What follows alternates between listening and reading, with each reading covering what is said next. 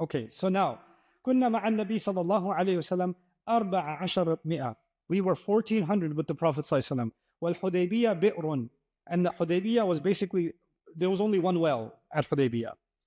فنزحناها فلم نترك فيها قطرة. So we drank from it a little, and pretty quickly there was not even a drop left. There was not even a drop left to drink. فبلغ ذلك النبي صلى الله عليه وسلم. So this news reached the Prophet صلى الله عليه وسلم. فجلس على شفيره. So the Prophet صلى الله عليه وسلم sat at the mouth of the well. دعا بإناء من ماء فتوضأ. So he asked for like a small pot of water, and he made wudu with the pot of water. ثم مضمض ودعا ثم صبه فيها. Then the Prophet صلى الله عليه وسلم gargled some of that water and poured it into the well. فتركناها غير بعيد. So we left the well, and not much later. ثم إنها أصدرتنا ما شئنا نحن وركابنا.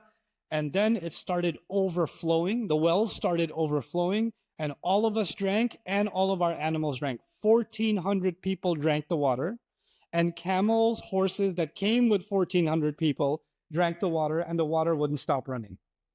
And this was one of the miracles of the Prophet ﷺ. And this was also kind of a way of, reinforcing the iman of the believers who came at this time, who otherwise the munafiqun were thinking are going on a suicide mission, right? But now they're getting the feeling Allah is on their side. And now they're seeing these small miracles happen also. Like the one in the guy with the red camel is a small miracle that happened. And then making them to Hudaybiyah and the water coming out is another small miracle that's happened. So one after the other, these miracles start happening. ثم قال صلى الله عليه وسلم والذي نفسي بيده لا يسألوني خطة يعظمون فيها حرمات الله إلا أعطيتهم إياه. The Prophet ﷺ said something very strange in this moment.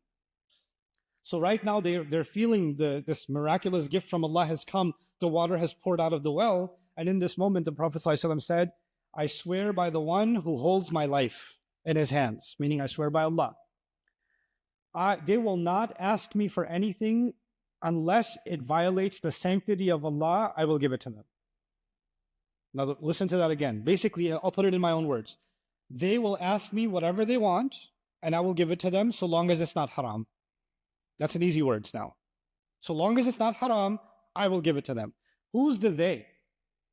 It's the Quraysh. But nobody knows right now that there's going to be a negotiation. Nobody knows they're going to ask for anything. In fact, the Quraysh have never asked for anything. They've only wanted to kill you. All right? But he knows already they're going to be making an ask. They're going to be making an ask. And he's saying something none of the Sahaba understood at the time. Whatever they ask me, so long as it's not violating the sanctity of Allah, I will give it to them. I will give it to them. And in this moment, when the Sahaba are filled with Iman because of the miracle of the well, right now they're hearing something that's eventually going to test their Iman. Right? Eventually, when the time comes and the Quraysh are going to ask for stuff, it's going to boil their blood. And this will be helpful in lessening that blow, making this more digestible. Okay. Before I go on, how are you guys doing okay? Okay, I don't care. Okay. I want to finish this part because we got so much to cover this weekend. So I just want to get through some of the material without doing injustice to any of it, inshallah. So, أن 80 رجلا من أهل مكة هبطوا على رسول الله صلى الله عليه وسلم من جبل التنعيم متسلحين. So what happens is they've reached Hudaybiyah. If they cross Hudaybiyah even half a kilometer, a quarter of a mile, if they cross that much, they're in the safe zone. When they're in the safe zone, what's not possible anymore? They can't be attacked. The Quraysh are like, this is serious. We got to end this problem now. One idea is, because they're just sitting there, feeding their animals, relaxing in Hudaybiyah, how about we send 80 assassins, we turban them up so their faces are covered, and go and kill a few of them, and stir up some problem, and the animals will scatter, and these people will scatter, and we'll have dispersed them. So 80 is not enough to kill 1,400, but it's enough to create chaos, isn't it? Like in a civilian environment, when there's an explosion or gunfire or violence, then everybody flees, right? So they're hoping to create that kind of mass chaos by creating this anarchy. And one of the ideas also is, if we get lucky, we might even kill the messenger. So this is also, in a sense, an assassination attempt against the Prophet. So these 80 men from Jabal al-Tan'im, they descend onto Hudaybiyah, all of a sudden masked up, and they start trying to kill as many as possible. يريدون غيرة النبي عليه الصلاة والسلام وأصحابه. They wanted to stir up the Prophet and his companions. فأخذهم سلما فاستحياهم. So the narration describes the Prophet ﷺ was able to capture all of them safely, meaning no one got hurt, not they, not us. And then he allowed them to live, unmasked them. Oh, because why were they masked? Because then it would be found out that they're from Quraysh, which is bad PR for Quraysh. People came with their sacrificial animals and you're trying to kill them. This is bad PR for them. If they're masked up, they could look like any bandits. Because Arabian bandits, so they're not going to be incriminated. They didn't get caught on camera. But now they're all caught on camera and they're all tied up, and the Prophet ﷺ takes all their weapons and then sends them back to Makkah. So now it was already bad PR. This is really, really bad PR now. This is looking very, very bad for them. And this is something Allah describes in the Quran. هُوَ الَّذِي كَفَّ أَيْدِيَهُمْ عَنْكُمْ وَأَيْدِيَكُمْ عَنْهُمْ بِبَطْنِ مَكَّةِ. He is the one who stopped their hands from reaching you and your hands from reaching them right at the heart of Makkah, right at the belly of Makkah. Right? Okay. Now, Makkah is the main area and the Quraysh are the main area, but there are other tribes that are adjacent to Makkah. Okay? When I used to live in New York, of course, next to New York is New Jersey, and on the other side, there's Connecticut, right? There are states that are connected to New York, but we don't think of them as much. We don't think of them as human civilization in New York. New York has this pompous, self-arrogant, self-lofty image of itself, and everybody else is the outskirts, So when you say I'm going to the boonies, it means you're going to Connecticut, right? That's when you live in New York, right? The idea is Makkah is the main city, but there's Banu Khuza'a and there's other tribes that are in the area. Taif is there. It's a second big city, right? It's not quite New York City, but it's Jersey City. It's something.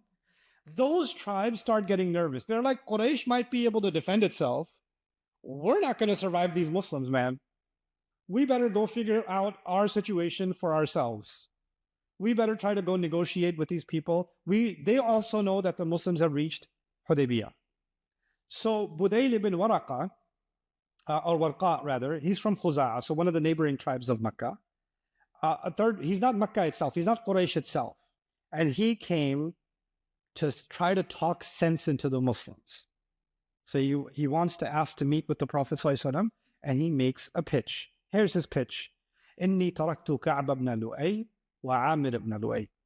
Listen, I left behind Ka'ab and Amir, sons of Lu'ay. What does that mean? Ka'ab and Amir, sons of Lu'ay, are like their legend warriors, right? So they're like they're Hercules or whatever, right? They're great legendary warriors. And when they say somebody's getting ready to throw down and somebody's getting ready to kill, then I have left Ka'ab ibn Lu'ay and Amir ibn Lu'ay. So his way of saying, you don't understand. Those people in Makkah, I just saw what I saw. Those people are ready to kill all of you. And then he said, وَنَزَلُوا أَعْدَادَ مِيَاهَ الْحُدَيْبِيَّةِ. They're almost at the waters of Hudaybiyah. وَمَعَهُمُ الْعُوذُ وَالْمَطَافِيلِ. And they've brought the pregnant camels with them. What that means is they're even bringing their pregnant women with them, or women and children with them. You remember the logic behind that? They're ready to kill. They don't care. Like they're not going to turn back.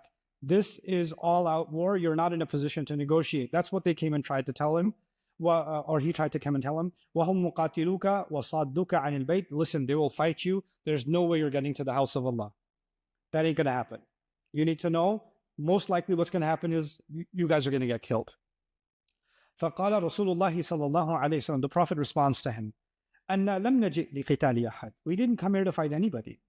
وَلَكِنَّا جِئْنَا مُؤْتَمِرِينَ. But we came here to do Umrah. وَإِنَّ قُرَيْشًا نَهِكَتْهُمُ الْحَرْبُ. But Quraysh, somehow war has become an obsession for them. وَأَضَرَّتْ بِهِمْ. And it's only caused them harm, which is a really cool thing for the Prophet to say. It's caused them harm. It's a very subtle way of taking a shot at, y'all didn't learn at Badr. Y'all got whooped the first half of Uhud. And then remember when you came all the way in Ahzab and then you went back? أضرت, it's caused them a lot of harm. So, فَإِنْ شَاءُوا مَادَتُّهُمْ مُدَّةً. And look at the courage of Rasul Sallallahu Alaihi Wasallam. He's in the mouth of the lion and he's saying, if they want, I can give them a little extra time. I can give them an extra time out. يَحُلُّ بَيْنِي وَبَيْنَ النَّاسِ. They can leave. Meaning, he's going to do Umrah for 3 days. They can go up in the mountains and have a barbecue. If they don't want to see my face, they can just leave Makkah if they feel nervous around me. I'll give them extra time to pack their bags and get their tent ready. They can go, and I'm going to go do Umrah. He's not speaking from a position of weakness. He's speaking from a position of power. And then he says, فَإِنْ أَظْهَرْ فَإِنْ شَاءُوا. And if they want to stand up, stand firm, فَإِنْ شَاءُوا أَنْ يَدْخُلُوا فِي مَا دَخَلَ فِيهِ النَّاسِ فَعَلُوا. If they want to go somewhere where people usually go, wherever you want to go and get away from the city, go ahead, do it. وَإِلَّا فَقَدْ جَمُّوا. And if they don't want to do that, then they're the ones being stubborn. وَإِنْهُمْ أَبَوْا. And if they refuse, فَوَالَّذِي نَفْسِي بِيَدِهِ. Then I swear by the one whose life is in my hands, لَأُقَاتِلَنَّهُمْ عَلَىٰ أَمْرِي هَذَا حَتَّى تَنْفَرِدَ سَالِفَتِي وَلَيُنْفِذَنَّ اللَّهُ أَمْرَهُ. I will fight them. I will establish this mission. I will complete this mission until this, remember this statement before? Until this is gone, until this is separated, or Allah will make this matter happen Himself. Like either you deal with me, or you might have to deal with the wrath of Allah Himself. But that's just what's going to happen. This is his negotiation response. So he hears this. He says, "سَأُبَلِّغُهُمْ مَا تَقُولُ." He says, "Okay, I'm gonna go tell them what you said." He's not from